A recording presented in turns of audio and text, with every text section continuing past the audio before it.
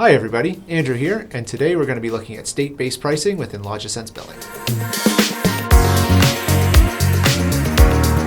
So what do I mean by state-based pricing? Well, if the life cycle of the services that you sell go through different states, something like a test mode or in a suspended state, and those charge different amounts to the customer, that can be configured to charge accurately within the LogicSense Billing platform. Let's take a look. All right, let's take a look at state-based pricing within our SIM package here. So I've opened up on my monthly frequency.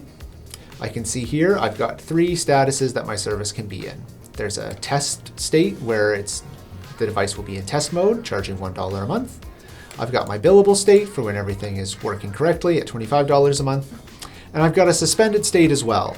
If that's ever needed, I currently have no charge on that to be applied to the customer.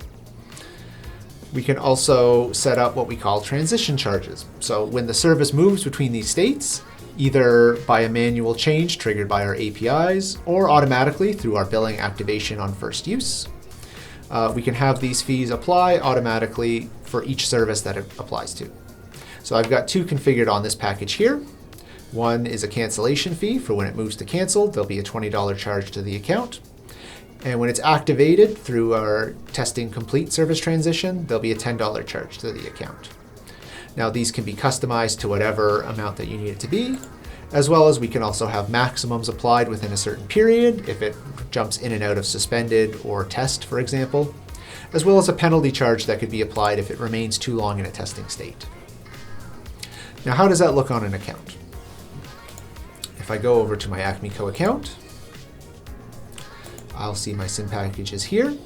I can look at the services tab and see what status my service is currently in. Currently I have one in test mode, but if I dig into it here, I can see that it's going to move to billable within the next couple of days.